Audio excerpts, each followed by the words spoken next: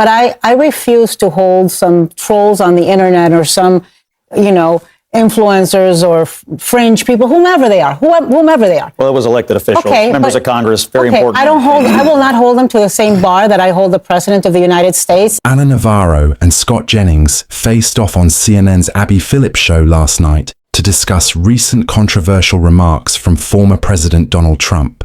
In tonight's segment, we'll examine key moments from this heated panel discussion, which was hosted by Sarah Sidner and featured several political analysts weighing in on the latest developments. I'll break down the most significant exchanges and share my analysis of what these conversations reveal about the current political landscape.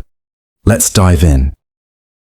Compassion, empathy, the moral high ground, all have fallen victim to Donald Trump's presidencies. But tonight, we're seeing a new low after the deaths of Hollywood icon Rob Reiner and his wife, producer Michelle Singer Reiner. The couple's son, Nick, is now in police custody, booked on suspicion of murder. Nick has spoken publicly about struggling with addiction, going to rehab, and experiencing homelessness. Tonight, as tributes and condolences continue to pour in for the Reiners, Trump used this moment to mock Reiner's death, saying he had Trump derangement syndrome. And when asked about his comments today, the president doubled down. I wasn't a fan of his at all. He was a deranged person as far as Trump is concerned. He became like a deranged person, Trump derangement syndrome. So I was not a fan of Rob Reiner at all in any way, shape, or form. It's not just Democrats, but some conservatives are criticizing Trump's response. Evangelical Russell Moore called the comment vile and disgusting. Marjorie Taylor Greene called the deaths a family tragedy and said it's not about politics. And here's what Senator John Kennedy said Trump should have done instead. A wise man once said nothing. Why? Because he's a wise man. I think President Trump should have said nothing. All right, we've got a great group that are here. Let's start with you. When it comes to that comment you just heard there, a wise man says nothing. It's that old adage, if you don't have anything nice to say, don't say anything at all. Is that what should have happened with President Trump? I was 9, 10, 11 years old where my grandfather, of whom I'm named after, Artie Idala, taught me that lesson. I think I was being critical about someone or something, and he was like, hey, Artie, you know what? If you don't have anything nice to say, just don't say anything at all. And I believe that's what the president did when the vice president, Dick Cheney, died. I think he didn't really acknowledge it whatsoever, and I think that would have been the wise choice here.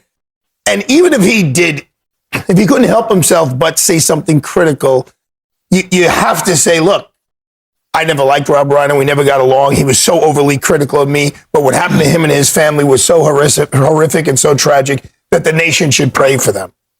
Scott, why doesn't the president rise to the occasion? When it comes to these sorts of things, we see kind of over and over again, his responses are often less than humane. Well, I agree with Arthur. I think he should have said nothing. Look, I'm not surprised that Donald Trump didn't have anything nice to say about Mr. Reiner. Reiner was one of his most vocal critics and did for, basically a decade say he should be in prison, called him a fascist, et cetera, et cetera. But the correct answer here, and the advice I would have given him, is just put it in your pocket. You're allowed to harbor opinions and feelings about people, but in this particular case, someone was tragically murdered. Look, we just, as conservatives, we just rolled out of one of the most horrific things that have happened to our movement, which is the murder of Charlie Kirk. And I have been very critical of everybody who celebrated that murder, the thousands and thousands of liberals who've celebrated that. They shouldn't have done that either. And so, in this particular case, putting it in your pocket would have been the right. And the thing is, Rob Reiner did not celebrate Charlie's murder. Yeah. He condemned it very vocally. So yes, on one hand, he's done more than just criticize Donald Trump. He's raised millions and millions and millions of dollars to make sure Trump didn't become president. However, when Charlie was executed, Rob Reiner came out forcefully and said, I don't care what anyone's politics is, this should and I would suggest that the office of President of the United States comes with a higher bar and a certain duty. And if he can't exercise the duty, then just shut up, keep your mouth shut, and keep Rob Reiner's name out of your mouth, particularly today. Look, what happened to that family is really an unspeakable tragedy. It's so hard for me to wrap my arms around. And there are millions of American families who are dealing with children with mental illness and drug addiction. And as a family, my own family that has suffered from the consequences of drug addiction, I can tell you that the biggest fear of any parent, and they can be very good parents who don't give up on their child and who love that child, but can't save the child no matter how many times you send them to rehab, no matter how many times you send them, no matter what pills they're on, no matter sometimes you just can't reach a kid. And the biggest terror of one of those parents is that child will hurt themselves or hurt somebody else, much less somebody in the family. So what is happening to this American family is tragic. And for Donald Trump to use the occasion, not to rise to the occasion, but to lower himself to a level that I can't even imagine and attack Rob Reiner and say his death was caused by his criticism of Trump is disgusting and condemnable and unacceptable. And I am glad that both of you are saying that it was the wrong thing to do, because we cannot normalize this level of cruelty and stupidity. Anna Navarro raised important points during this exchange. Over the past several years, we've witnessed a significant shift in political discourse that many argue has normalized rhetoric that would have been considered unacceptable in previous eras. Scott Jennings presented a more measured response than usual, but fell into a common debate tactic, deflecting to unrelated topics. This raises an important question about media discussions. Why introduce Charlie Kirk into a conversation about Trump's recent statements when the two issues are completely separate? We've observed a consistent pattern in Trump's public communications over the past decade. Even routine holiday greetings often include divisive language rather than simple, unifying messages. This behavioral pattern has remained remarkably consistent throughout his time in the public eye. The broader question is whether political commentary benefits from these comparative deflections, or whether we should address each issue on its own merits. I'll explore this further in the next segment. By Donald Trump. But it is normalized, and I think that No, it's not, Bakari. maybe that is my youthful naivete, or maybe that is my pessimism that Donald Trump has bestowed upon this country, but he's never risen to the level of the office when we have this moment. He's never been there when the country needed him to bridge a gap or divide. I recall during the Mother Emanuel shooting when Barack Obama sang Amazing Grace. Yeah. How the country was just the pendency of that song was able to just talk about that issue of race and come together in a tone and tenor that hadn't been done before. I remember George W. Bush after 9/11. I mean, those type of tragic events, he was there. I mean, you remember the ball game, those type of things. Donald Trump doesn't have that capability. He tried at the Charlie Kirk memorial when he hugged his wife, and he made some respectfully, though. Respectfully, he tried. He do you remember the Charlie Kirk memorial? He said he disagreed with forgiving. Yes.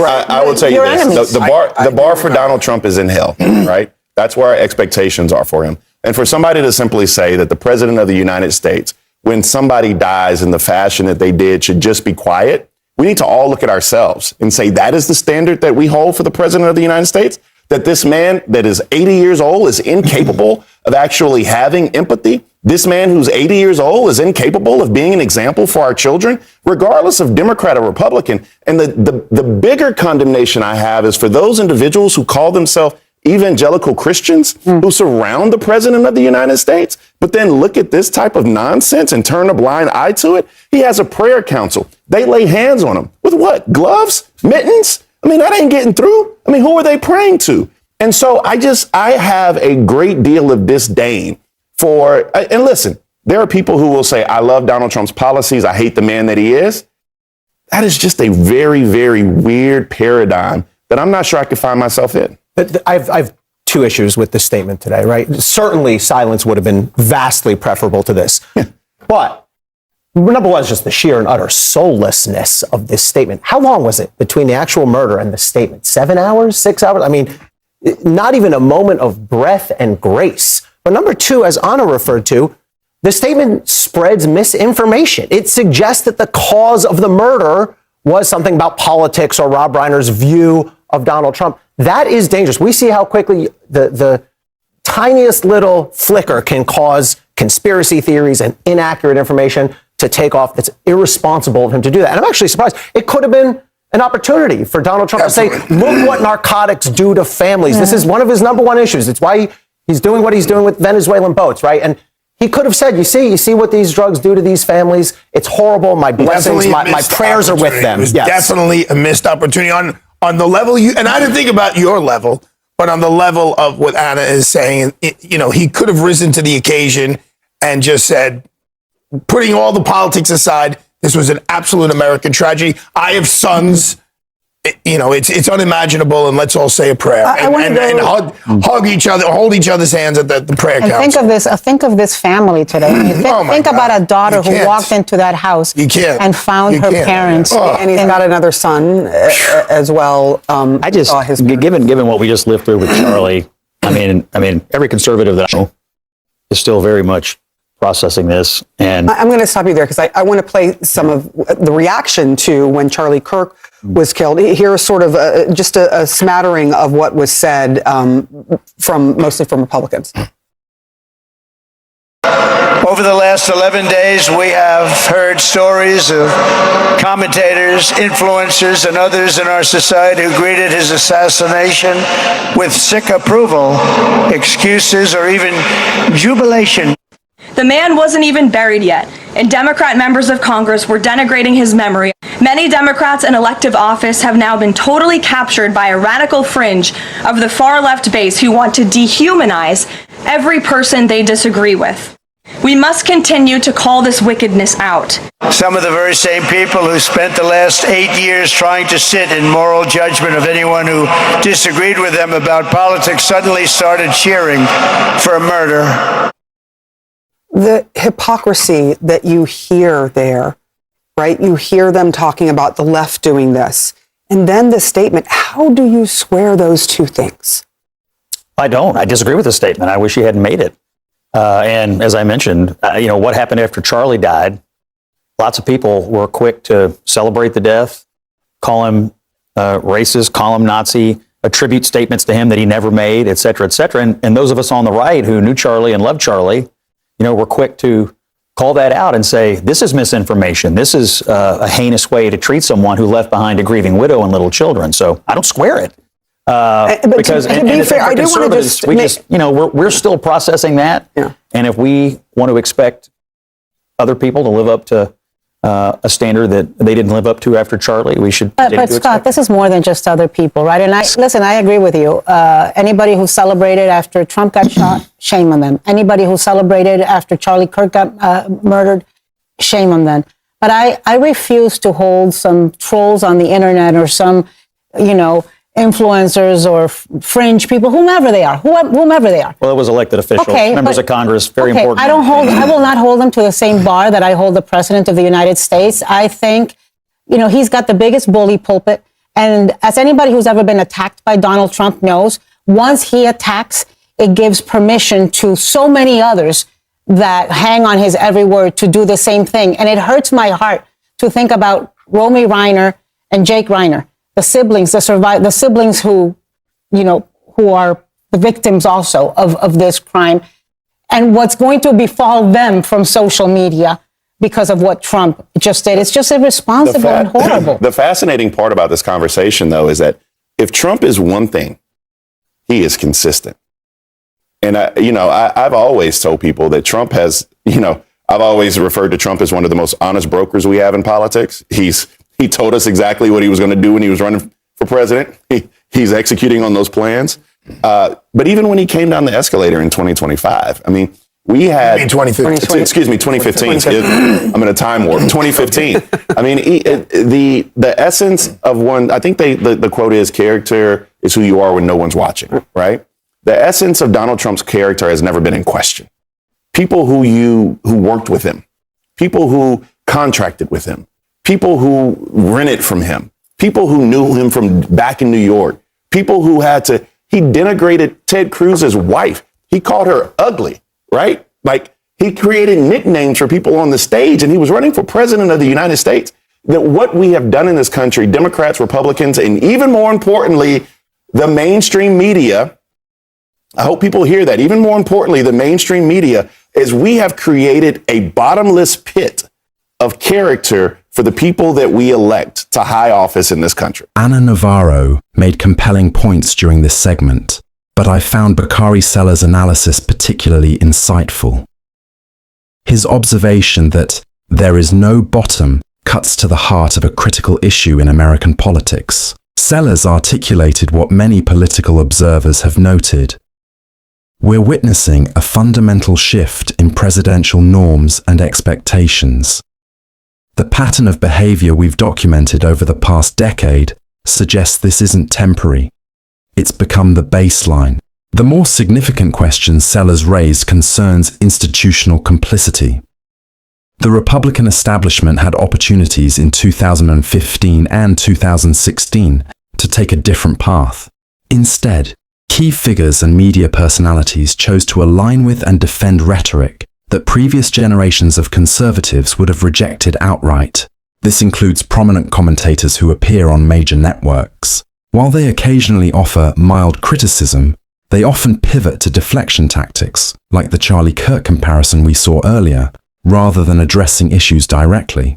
This pattern has effectively normalized political discourse that would have ended careers in previous eras. The media ecosystem plays a role here too. Night after night, panels feature the same defensive arguments, the same deflections, the same normalization of what should be considered extraordinary. Sellers' commentary deserves wider circulation because it names this complicity directly. Whether it's party officials, media figures, or political analysts, there's been a collective choice to rationalize rather than challenge. What's your take? Do you find the deflection approach convincing? Or do you agree that we're seeing institutional normalization of unprecedented behavior? Share your thoughts in the comments below. If you found this analysis valuable, please like and subscribe. I'm Insights Brief, and I'll see you in the next one.